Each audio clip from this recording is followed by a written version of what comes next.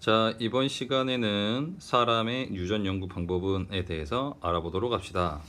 이번 시간의 학습 목표는 사람의 유전 형질과 사람의 유전 연구 방법에 대해서 설명할 수 있다가 되겠습니다. 지난 시간에는 여러분들 완두에 대해서, 완두의 유전 연구에 대해서 배웠었죠. 핵심은 이겁니다. 그거를 배운 이유는 사람의 유전 연구 방법을 배우기 위해서, 알기 위해서 배웠던 거예요. 자, 그럼 여러분들 사람의 유전은 어떤 방법으로 연구를 할까요?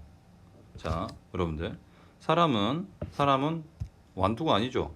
즉 식물이 아니잖아요. 그래서 사람은 한 세대가 길어요. 그리고 자손의 수도 적죠. 여러분 보통 부모님이 자식을 낳으면 한 명 혹은 두 명, 뭐 많이 낳을 수 있겠지만 아무튼 많이 만들 수가 없죠. 그렇죠? 한 10명 이상 낳을 수는 없잖아요. 뭐 가능하겠지만 너무 현실적으로 힘들죠. 그래서 그리고 또 인위적으로 교배가 불가능합니다. 그렇죠? 이건 절대로 할 수가 없어요. 이러한 이유 때문에 사람은 특정 형질이 유전되는 집안을 대상으로 여러 세대에 걸쳐서 유전 양상을 조사하는 요 가계도 조사나 쌍둥이 연구를 통해서밖에 할 수가 없어요. 그러니까 뭐 인위적으로 교배하거나 자손수도 적기 때문에 만두처럼 할 수가 있는 게 아니에요. 하지만 여러분은 가계도 있죠. 가계도 다음에 배우겠지만, 이따가 다음 시간에 배우겠지만, 가계도 조사나 쌍둥이 연구 등 통해서 유전 현상을 연구하고 있어요. 이런 식으로 하고 있습니다. 자, 그러면 사람의 유전 형질에 대해서 알아봅시다. 여러분들 여기에 있는 해보기는 여러분들 수업 시간에 여러분 짝꿍과 한번 해볼게요. 그래서 멘델의 대립 형질과 유사하게 사람에도 다양한 유전 형질이 있습니다. 여러분 이거 한번 해보세요. 직접 혀말기가 가능한지 혹은 불가능한지, 그 다음에 이마 모양이 V자형이 있는지 일자형이 있는지 여러분들 그 짝꿍들과 해보는 거예요. 그 다음에 눈꺼풀이 쌍꺼풀인지 외꺼풀인지, 선생님은 외꺼풀이에요. 그 다음에 엄지 모양이 굽는 엄지인지 굽지 않는 엄지인지, 선생님은 애매합니다. 일단 굽지 않는 엄지로 이야기를 하겠어요. 그 다음에 귓볼 모양을 보면 분리형인지 부착형인지, 여기 보시면 여기가 분리가 된 건지 아니면 이렇게 부착된 건지예요. 선생님은 부착형이네요.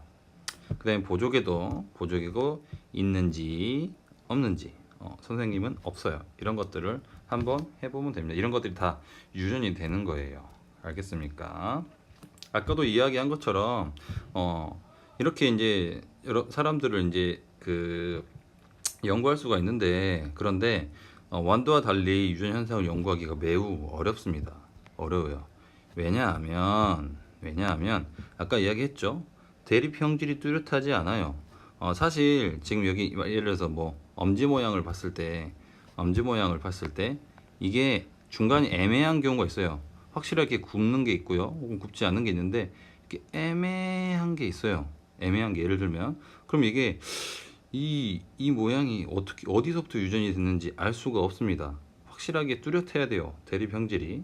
예를 들어서 이마 모양 같은 경우도 이렇게 V자형하고 일자형이라고 이야기했는데 뭐 애매한 이런 모양도 있을 수 있어요.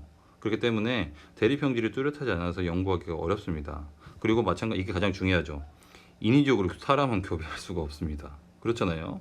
그리고 세대가 길어요. 그리고 자손의 수가 적기 때문에 어렵습니다. 그러면은 못할까요? 그렇지 않죠. 여러분들 가계도가 있지 않습니까? 가계도 조사나 여러분 쌍둥이 연구를 통해서 이제 알 수가 있습니다. 그래서 이번 시간에는 가계도 조사하고 쌍둥이 연구에 대해서 알아보도록 할 겁니다. 그래서 가계도 조사는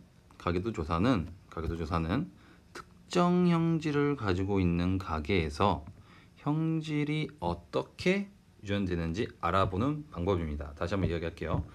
특정 형질을 가지고 있는 가계에서 형질이 어떻게 유전되는지 알아보는 방법이에요. 특정 형질이라고 하면 뭐 이마 모양을 들 수도 있겠고요, 엄지 모양도 들 수 있겠고 보조개로 들 수 있습니다. 이런 것들 이런 것들을 가계도를 가지고 판단하는 겁니다. 유전되는 것을. 자, 그럼 봅시다. 어떻게 하는지 봅시다. 자, 이게 좀 중요합니다. 여러분들 여기 이미 써 있는데, 자, 어떻게 하는지 봅시다. 1번부터 봅시다. 천천히 봅시다. 가계도, 이게 가계도예요. 쉽게 말하면 만약에 이게 선생님이라고 해봅시다. 그럼 선생님은 아빠, 엄마 사이에 태어났죠. 그리고 선생님은 남동생이 있거든요. 그럼 얘가 남동생이죠. 근데 만약 선생님이 결혼을 했다면 자손을 낳겠죠. 자식을 낳겠죠. 그 자식들이 얘하고 얘라고 합시다. 이게 가계도예요. 그쵸? 이걸 가지고 이제 유전 연구를 하는 건데, 특정 형질이 선생님한테 있다고 해봅시다. 특정 형질이 선생님한테 있어요. 자, 그럼 특정 형질이 선생님한테 있는데, 예를 들면 선생님한테 있는데, 부모님은 이 특정 형질이 없습니다. 특정 형질이 없는 거를 정상이라고 할게요. 정상. 그러면 특정 형질을 나타내는 유전자가 있을 거 아니에요. 그쵸? 특정 형질을 나타내는 이게 유전자가 있을 거 아닙니까? 그 유전자를 스몰 a라고 합시다. 그럼 선생님은 특정 형질을 나타내기 때문에 선생님은 스몰 a를 갖는 거예요. 그렇죠? 그러면 스몰 a 각각 하나씩은 누구한테 왔습니까? 그렇죠? 아빠, 엄마한테 왔겠죠. 이렇게 스몰 a. 그런데 선생님의 부모님은 정상이에요. 그러면 특정 형질이 나타나지 않아야죠.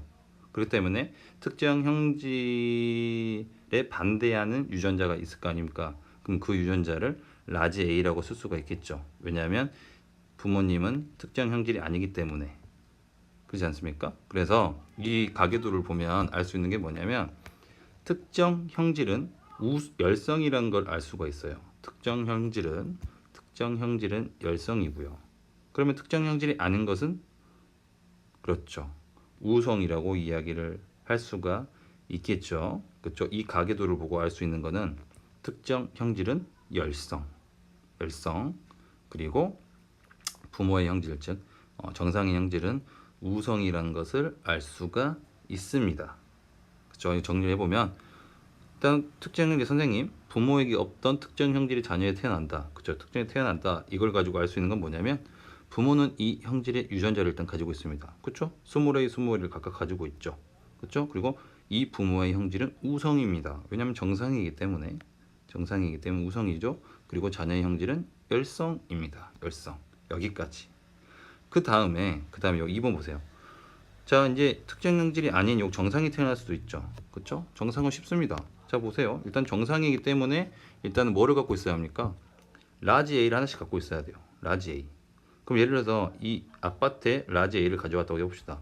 그러면 정상이려면 일단 라지 A가 하나 있으니까 엄마에서 라지 A가 올 수도 있겠죠. 근데 혹은 엄마한테 20A도 받을 수 있겠죠. 그렇죠? 20A를 받아도 얘는 정상입니다. 그렇죠? 그래서 얘는 나올 수 있는 가지수가 총 두 가지예요. 그렇죠? 라지 A 요거 하나하고 라지 A, 20A 둘 중에 하나밖에 될 수가 없습니다. 그런데 여기서 보세요. 요 남자의 부모님은 모두 다 정상이죠. 그렇죠?